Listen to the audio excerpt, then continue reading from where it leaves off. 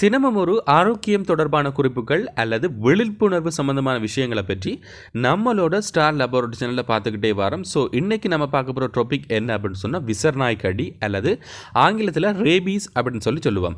பொதுவாக நாய்கள் மனிதர்களை கடிப்பதால் இந்த விசர்நாய் அதாவது ரேபீஸ் வைரஸ் தொற்றிக்கொள்ளலாம் அப்படின்னு சொல்லி பொதுவாக நாம் கேள்விப்பட்டிருப்போம். ஆனால் இதில் எத்தனை பேருக்கு ஒரு பூனையிடமிருந்து ரேபீஸ் வைரஸ் மனிதனுக்கு தொற்றிக்கொள்ளும் அப்படின்ற ஒரு விஷயம் தெரிஞ்சிருக்கு. இன்னும் சில சந்தர்ப்பத்தில் வௌவால்கள் அல்லது முயல், அணில் இந்த மாதிரியான விலங்குகள் கடிப்பதன் மூலமோ அல்லது அவர்களுடைய நகத்தினால் விராண்டுவதன் மூலம் கூட ரேபீஸ் வைரஸ் மனிதனை தொற்றிக்கொள்ளும் அப்படின்னு சொன்ன நம்புவீங்களா? கேட்கறதுக்கு வேடிக்கையாக இருந்தாலும் இந்த விஷயம் உண்மையாக நடந்த விஷயத்தை தான் நான் வாசித்து அறிந்த விஷயங்களை உங்க கூட ஷேர் பண்ண போறேன். ஸோ இந்த வீடியோ கண்டிப்பாக ஒவ்வொருவருக்கும் உபயோகமாக இருக்கும்.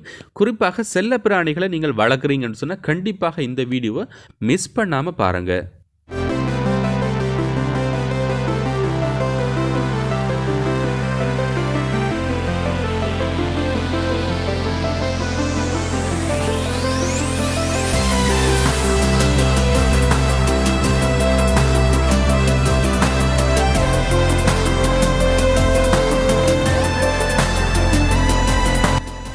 ஹலோ ஃப்ரெண்ட்ஸ், வணக்கம். இது நம்மளோட ஸ்டார் லேபரட்டரி.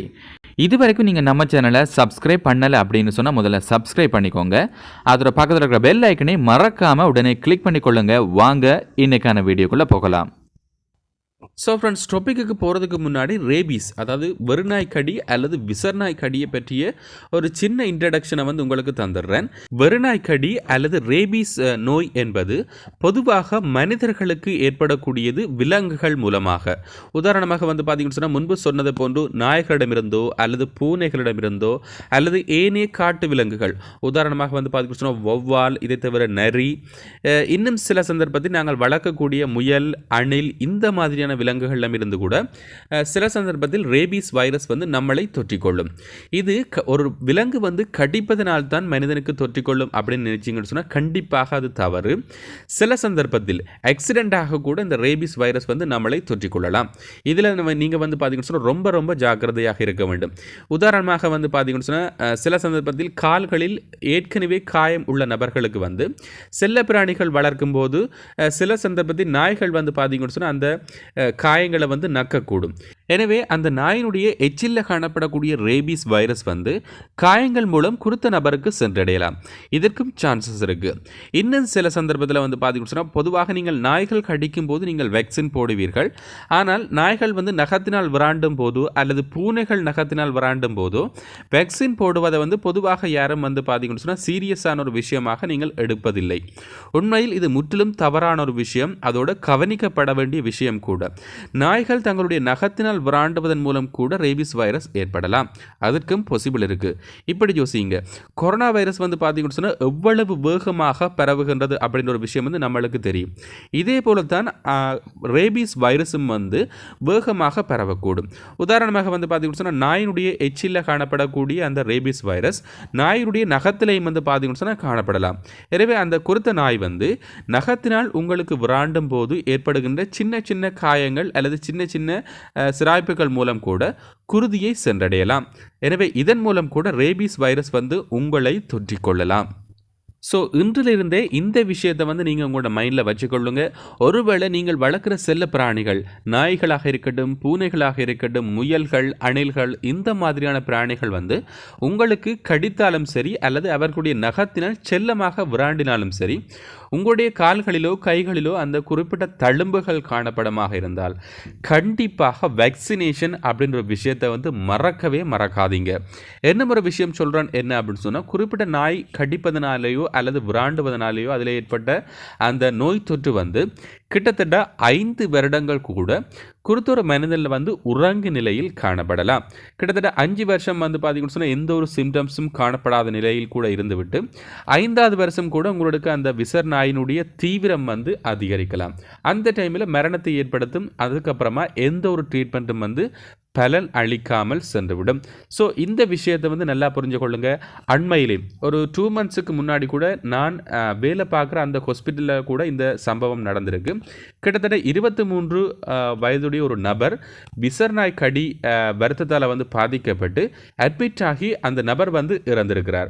அவருடைய ஹிஸ்ட்ரியை வந்து நோட் பண்ணி பார்த்ததில் கிட்டத்தட்ட 2 வருடங்களுக்கு முன்னாக ஒரு நாய் வந்து தனக்கு கடித்திருந்துச்சு. அந்த நாய் மூலம் வந்து பார்த்தீங்கன்னு சொன்னால் ரேபிஸ் தொட்டி இருக்கலாம் அப்படின்ற ஒரு விஷயத்தை வந்து மருத்துவர்கள் கண்டுபிடித்திருக்கிறார்கள்.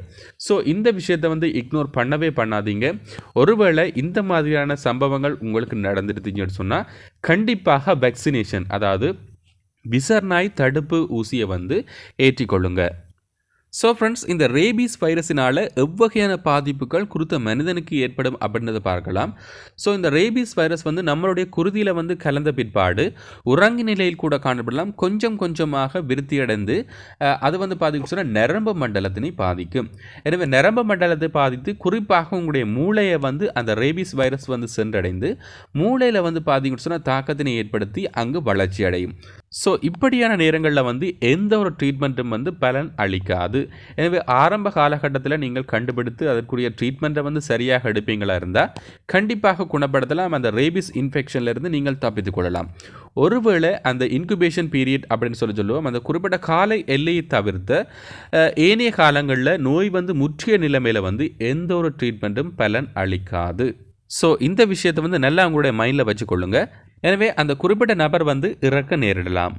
ஸோ ஃப்ரெண்ட்ஸ், இந்த ரேபீஸ் வைரஸ் இன்ஃபெக்ஷனில் இருந்து எவ்வாறு நம்மளை நாமளே பாதுகாத்து கொள்ளலாம் அப்படின்ற ஒரு விஷயத்தை வந்து பார்க்கலாம். ஸோ முதலாவது விஷயம், நீங்கள் செல்லப்பிராணிகள் வளர்ப்பவர்களாக இருந்தால், அதுவும் குறிப்பாக நாய்களை நீங்கள் ஒரு செல்லப்பிராணியாக வளர்ப்பீங்களா இருந்தால் கண்டிப்பாக ஆன்டி ரேபீஸ் வேக்சினை வந்து உங்களுடைய நாய்களுக்கு வந்து தவறாமல் ஏற்றிக்கொள்ளுங்க. ஒரு தடவை மாத்திரமில்லை, அதனுடைய பூஸ்டர் டோஸையும் கூட வந்து தவறாமல் போட்டுக்கொள்ளுங்க. இரண்டாவது விஷயம் என்ன அப்படின்னு சொன்னால், சின்ன பிள்ளைகளாக இருக்கட்டும் அல்லது பெரியவர்களாக இருக்கட்டும், உங்களுடைய நாய்களோடு அல்லது ஏனைய விலங்குகளோடு நீங்கள் பழகும் போதோ அல்லது விளையாடும் போதோ நகங்களினால் விராண்டக்கூடும் அல்லது பற்களினால் கடிக்கக்கூடும். எனவே இந்த மாதிரியான டைமில் சின்ன ஒரு சிராய்ப்பு காயங்களையோ அல்லது கடி காயங்களையோ நீங்கள் நோட் பண்ணுவீங்களா இருந்தால் கண்டிப்பாக மருத்துவ ஆலோசனையோடு நீங்கள் ஆன்டிரேபிஸ் வேக்சினை வந்து உங்களுக்கு நீங்கள் ஏற்றிக்கொள்ள வேண்டும். இது வந்து ரொம்ப ரொம்ப ஜாக்கிரதையாக இருக்க வேண்டும். என்ன அப்படின்னு சொன்னால், இந்த காயங்கள் மூலம் கூட ரேபிஸ் வைரஸ் வந்து உங்களுக்கு சென்றடையலாம். நாய் கடித்த உடனேயோ அல்லது நாய்கள் வந்து விராண்டும் போது நீங்கள் எவ்வாறான முதலுதவியை செய்ய வேண்டும் அப்படின்றத பார்க்கலாம். ஸோ கடிப்பட்ட நபரை வந்து முதலாவது வந்து பார்த்தீங்கன்னு சொன்னால் பதற்றத்திலிருந்து விடுவீங்க. காரணம் வந்து பதற்றம் அடையும் போது அவர்களுடைய அந்த குருத்தை சுற்றோட்டம் வந்து ரொம்பவே அதிகரிக்கும். எனவே வைரஸ்களோ அல்லது ஏனைய நோய் கிருமிகள் வந்து மிகவும் விரைவாக குறித்த நபருக்கு வந்து சென்றடையலாம். எனவே அந்த டைமில் வந்து குறிப்பிட்ட நபரை வந்து பதற்றம் அடைவதை வந்து தவிர்த்துக் கொள்ளுங்க. அதோடு வந்து பார்த்தீங்கன்னு சொன்னால் எவ்வளவுக்கு முடியுமோ அவ்வளவுக்கு விரைவாக அந்த கடி காயங்களை வந்து ரன்னிங் டேப் வாட்டர் அல்லது ஓடும் நீரில் வந்து மெதுவாக கழுவி கொண்டு நன்கு சவர்க்காரம் போட்டு வந்து பார்த்தீங்கன்னு சொன்னால் அந்த காயங்களை நன்கு கழுவுங்க. எனவே நன்கு கழுவியதன் பிற்பாடு ஒரு உலர்ந்த துணியால் வந்து அந்த காயங்களை துடைத்த பிற்பாடு மிகவும் விரைவாக வைத்தியசாலைக்கு அந்த நபர்களை வந்து கொண்டு செல்லுங்க. வைத்தியசாலைக்கு சென்ற பின்னர் வந்து பார்த்தீங்கன்னு சொன்னால் மறக்காமல் அந்த ரேபிஸ் வேக்சினை வந்து குறிப்பிட்ட நபருக்கு வந்து ஏற்றிக்கொள்ளுங்க. இதை தவிர மருத்துவர்களின் கருத்துப்படி கடித்த நாய் பற்றிய தகவல்களை வந்து மருத்துவரிடம் நீங்கள் சொல்லுவது மிகவும் முக்கியமான ஒரு விஷயம். காரணம் வந்து சில மருத்துவர்கள் வந்து பார்த்தீங்கன்னு சொன்னால் அந்த நாயை வந்து அண்டர் ஒப்சர்வேஷனில் வைக்க சொல்லுவாங்க. கிட்டத்தட்ட 14 நாட்கள் வரை வந்து அந்த நாயினுடைய நடவடிக்கைகளை கவனிக்க வேணும் அப்படின்னு சொல்லுவாங்க. காரணம் என்ன அப்படின்னு சொன்னால், ஒருவேளை அந்த நாய் வந்து வேக்சினேஷன் செய்யப்படாத ஒரு தெருநாயாக இருக்கும்போது ரேபிஸ் வைரஸினுடைய தாக்கம் வந்து ரொம்பவும் தீவிரமாக இருக்கக்கூடும். எனவே இந்த டைமில் வந்து ரேபிஸ் வைரஸ் ஒருவேளை தொற்றி கொண்டிருந்தால் இந்த வேக்சினேஷனுடைய அந்த டோஸ் வந்து காணாமல் இருக்கும். ஸோ இந்த விஷயத்தை நல்லா புரிஞ்சு கொள்ளுங்க.